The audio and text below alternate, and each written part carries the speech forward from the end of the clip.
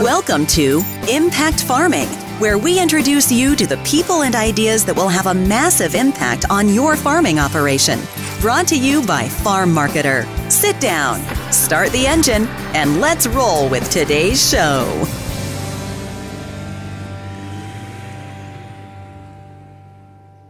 Hello, everyone. Tracy here. Welcome back to another episode.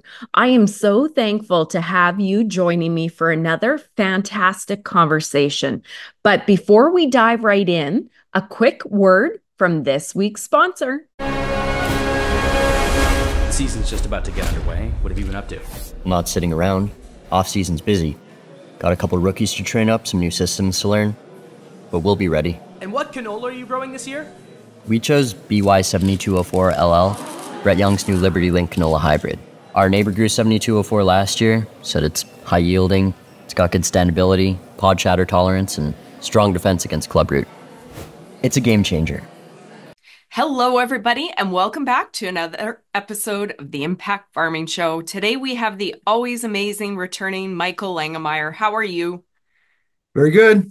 Very good. I am so happy to have you back. We are going to be chatting about sweat equity. Quite excited about this.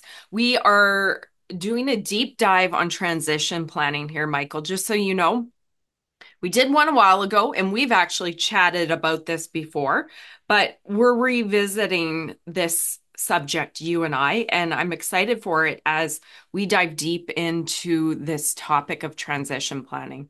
You and I both know, everybody in the audience, this is important. We have a huge generational wealth transfer that needs to happen. So I think we need to start talking about all these intricate little subjects within transition planning. So long-winded explanation, Michael. Welcome, welcome. Do you want to share a little bit about who you are, what you do with our audience, in case somebody hasn't caught our previous episode, and we'll go from there? Michael Langemeier, professor of agricultural economics at Purdue University. I focus mainly on farm management topics, transition planning being one of those. Excellent. That was short, sweet, to the point. Yeah. Better than I could have even done. It's like you say that a few times a day. Yes. Okay, perfect. So let's start with an easy intro to set the stage for the conversation. What is sweat equity and why does it occur? Would be the next question.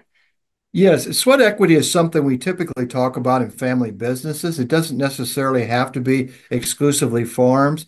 And essentially what we're talking about here is a portion of your earnings over time is going to be given to you at a later date. And so why does this occur? That's probably the easier way to try to explain what sweat equity is. Let's say we have someone that's just gung-ho to go back to the farm, and they have a chance to work for someone else for $75,000. They start talking to the people that are involved in the farm, and there's no way they're going to pay them $75,000, and so they pay them something south of that, perhaps quite a bit lower than that. So it essentially arises when your value is higher than what you're getting paid when you're returning to the farm. And the idea here is to keep track of that over time, to try to make sure that on-farm heirs are rewarded for the fact that they were not paid a very high wage, at least in the initial years. I'm glad you mentioned that. I want to pick that up again towards the end, but let's touch on that right now. You often hear of people that will work and they'll take, let's say, 40, 50,000 because that's all the farm can afford, right? So they would say there's some sweat equity kind of just noted for son or daughter that's doing some good work. Should that be, actually, let's talk about it now. I think that's a natural flow. Should that be written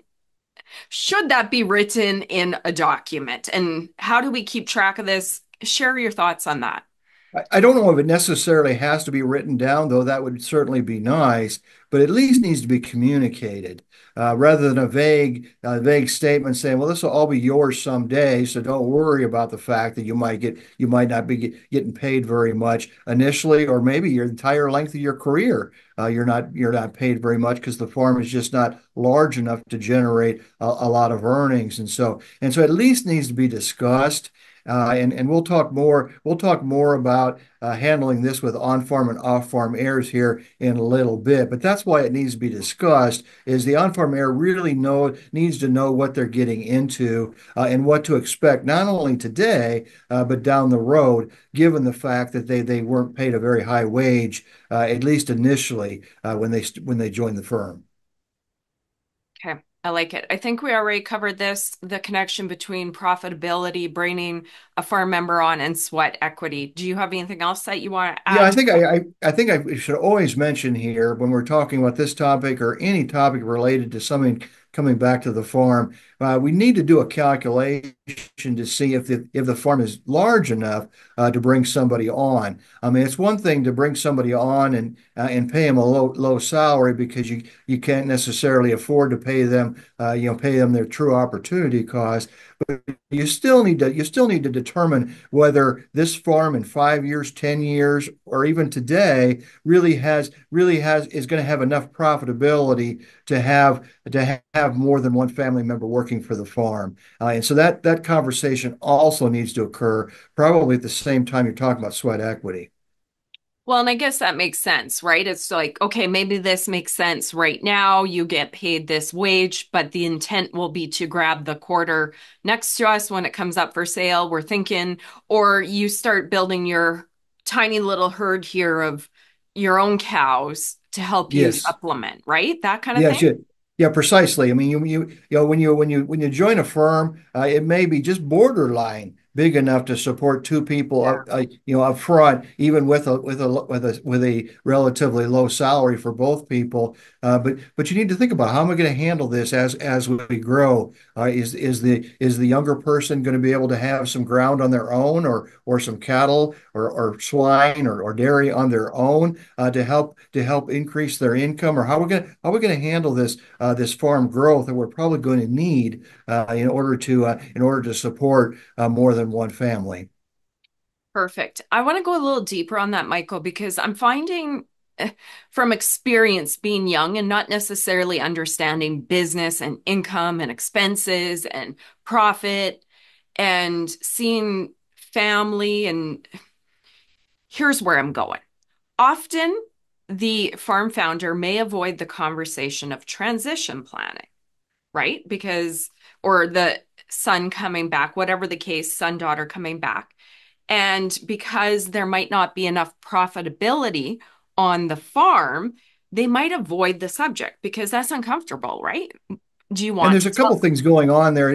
That conversation in general can be uncomfortable to the Yeah. older generation. Maybe just one of the spouses, or maybe both of the spouses, are just not comfortable talking about that, particularly if there's both an on-farm heir and an off-farm heir. And again, we can talk more about how to handle that, or how to think about that if there is off-farm heirs. And so they're not comfortable talking about it, but it's also a problem because a lot of times that older generation doesn't even want to think about retirement. They Right. enjoy what they're doing, and they've given little or no thought to how they're going to earn their living once they can't do this anymore. But that's why they need to do it, because when you're bringing somebody in, you not only need to plan for today, how's this going to work today? How's this going to work in the next 5 years? How is somebody bringing somebody in going to impact the retirement of the older generation, or is it? That's part of the plan. And so part of the plan here is to think about how are we going to transition the land assets? How are we going to transition the machinery and equipment? So thinking about that at the beginning is always important when you're talking about sweat equity, or just when you're talking in general about bringing somebody into the business. Nice. I'm glad you shared that. I'm trying to really go basic because a lot of times you'll see families just skirt the issue and not talk about it. All this is going to be yours. And then 10, 20, 30 years later, they've worked on the farm. And then all of a sudden, it isn't, or you know what I mean? Yeah. So let's just kind of get to the root of the issue. Yeah. Another thing that sometimes happens is families will assume that a particular person is coming back and they don't talk to all the family members. You don't want it to be a surprise that you're thinking, well, this older family member he's the natural person that's coming back. Sorry about that. He's going to be the person coming back because it's the oldest son. Yeah. Not necessarily. Maybe there's four children in the family, and that older son, when they get to college, sees some other opportunities, and it's someone else in the family. And so I like to think about this. This needs to be a discussion with all the family members, even if they're relatively young, so we can kind of figure out who's going to come back to the farm, and if it's more than one in particular, do we have room for those folks? I love it. Okay, so then that's some good thoughts for people to consider in the audience because often we don't know what's going through farm founders' heads, right? Family Yeah. communication's hard. A lot of this is uncomfortable. So I like giving these little nuggets of if the conversation's being avoided or here's some ideas. If you're planning on doing this, here's some things to talk about. So do you want to roll into measuring sweat equity for estate Yeah, there's planning? Yeah, there's a couple different ways of doing this, and one of the ways to think about this is more conceptually than actually doing the specific measurement. Though I do have examples in some publications on our website they give into specific examples. But one of the ways to think about this is, and let's just use two generations as an example because it's easier. Let's say we have an older generation and a younger generation is going to join the business. At that given time, we could try to calculate what is the equity in Mm, all the assets on the farm.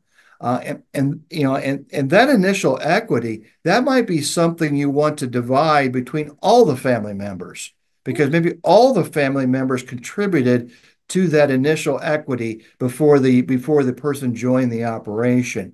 And then a way to think about this, if the farm increases equity quite rapidly, particularly because of the sons or daughters' efforts, you want to make sure that some of that equity that has been gained because that person came back to the farm accrues to that on-farm heir. Now it's probably not 100% because maybe mom and dad plowed their money back into the farm too. They plowed their earnings back into the farm too. But at least really need to think about this as different pots of money. We have a pot of money that's at the beginning before son or daughter comes back, and then we have a pot of money that's growing over time. And you want to figure out how much of that money that's growing over time really should be attributed to the fact that that person came back to the farm. Because let's be honest here. If somebody doesn't come back to the farm, is the farm going to grow very much? Maybe a little, but right, not very much because it doesn't need to.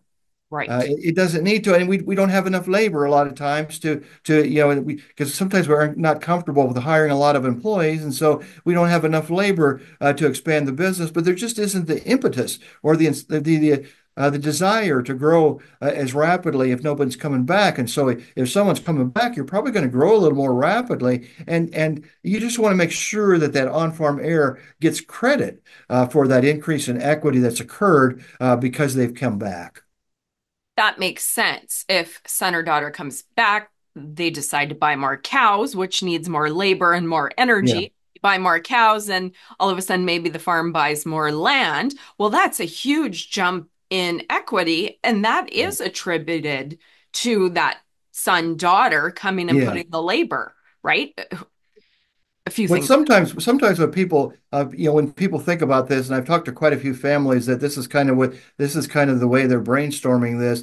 They think, well, we have on-farm heirs and we have off-farm heirs, and it's probably obvious that the buildings and the machinery we need to transfer those to the on-farm heir because Okay. that's part of the farm itself. That's probably part of the operating entity. Those things, and so it doesn't make sense for the off-farm heirs to receive money inheritance related to those assets, buildings and machinery. But the largest asset by far, at least on U.S. farms, and I'm assuming similar in Canada, I know it is in Europe, is land.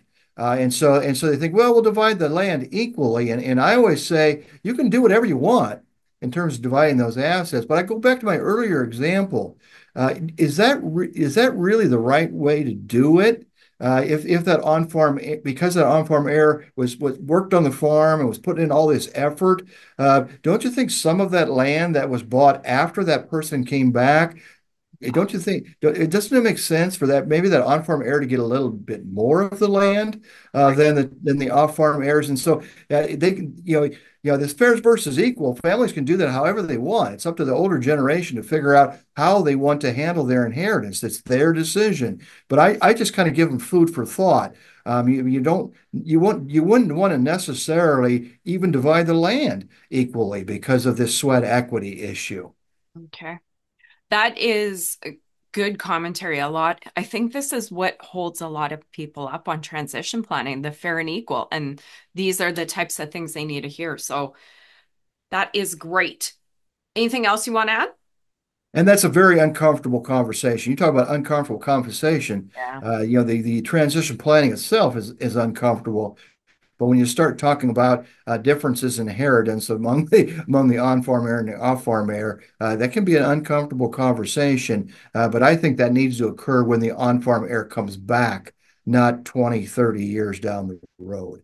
When the older generation is thinking about retirement, that's probably the best way to do that, and for both parties, for both Yes. groups. That way, Yeah. the on-farm heir know where they stand, but in particular, the on-farm heir knows where they stand, and they can get the proper incentives, proper signals to do what they need to do to make that farm successful.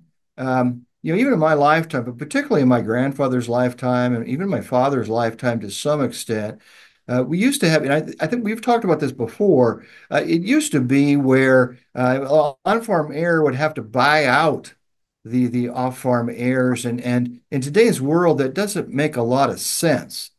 And here's why it doesn't make a lot of sense. If the off-farm heirs are scheduled, let's say there's three children and one went back to the farm and two didn't. If those off-farm heirs inherit land, why would you want to buy that land when you already control it? Assuming that those two off-farm heirs are going to rent it to you, why would you just want to spend money buying that when you can buy some other farm that's down the road that's not a relative? And so I really encourage people to really put a kibosh on that, either buying the land from the older generation or buying the land from the off-farm heirs, unless the family can't get along or something like that. That just doesn't make a lot of sense. And it's because and the main reason is we're dealing with such huge asset bases on these full-time farms that it's just not possible sometimes to buy that in your lifetime even. And so why would you even try? That makes sense. Okay, we spoke about sweat equity, what it is, fair and equal, increases in farm equity. Any other factors that affect the calculation? Yeah, here's a big one, and this occurs in a lot of situations. And it's hard to put a dollar figure on this. It just needs to be part of the conversation.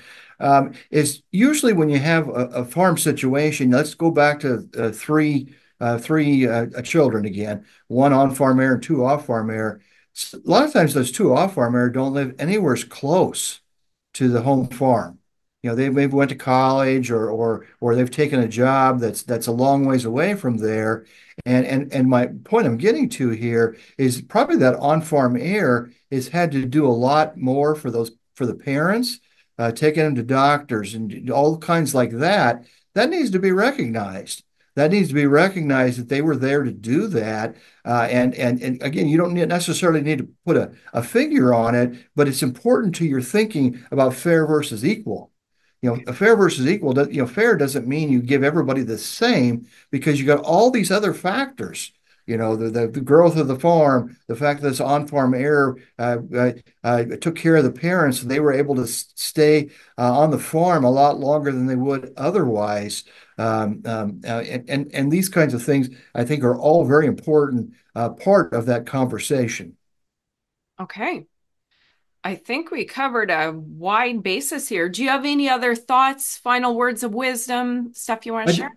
I just want to circle back to how important it is to think about whether there's room to come back to the farm. And there's some simple calculations you can make. Some rules of thumb related to gross revenue that you can think about when you're doing that. But one of the things I always tell the students, if the farm is smaller and it's not possible to go back to it right away. Yeah, or let's say there's multiple families involved in the business, and some of them might retire in 5 years. You don't have to come back when you're directly out of high school or directly out of college. You can also talk about plans of coming back later. The problem with that, of course, is once you get settled doing something else, are you going to want to do it? But that's my whole point. Why not see, if it looks like the farm's not quite ready for you, for whatever reason, there's too many people on the farm already, and a couple of retirements need to take place before there's really room for you. Go ahead and work someplace else for a while, but keep that conversation going. Make sure it's known that I might want to come back to the farm in 5 years from now, and so keep that conversation going, so that if that opportunity arises, you can make a decision. I've worked with quite a few families like that too, where they've worked for a while, and now dad wants to retire. Dad and mom want to retire, and so they're asking son or daughter, well, we want to retire now. Do you want to come back now? And that's a tough decision to make, because a lot of times you have established job, maybe it's a really good job, and you're coming back to a farm where the salary again, there could be some sweat equity there, and so you have to make that decision. Another thing that's important to think about with the sweat equity, and I don't want to get too windy here, but this is part of what's going on in agriculture, and this is probably true in other industries, but it's really true in agriculture. When you look at the earnings on a farm over time, part of it's yearly profitability, okay? Cash flow. How much did I make in a particular year? Land tends to appreciate in value. That's part of the earnings too. And so it's hard. And so it's an old saying, cash poor, asset rich. That also has to enter into thinking when you're thinking about coming back to the farm, when you're thinking about sweat equity. Oh, I like it. That is a lot of good information. I know that gets into the weeds, but that's pretty important to think about, because when you look at profit margins and things like that, that's only part of the picture. There's the profit margin, but there's also the fact that if you own something really valuable at land, like land, it could appreciate in value. I love it. These are the things our audience needs to know. Anything else that you want to add? I think that's been fantastic. I think it covers it. Okay. Final words of wisdom to our audience on sweat equity, transition planning, joining the farm. Communicate. Nice. Those are my final words. I love it. You get straight to the point and deliver the goods. Somehow, some way, we need to have the conversation so that everybody's on the same page and nobody's surprised. I love it. Also, there's a right and wrong time to do this. I think we've talked about this before. Holidays are probably not the right time.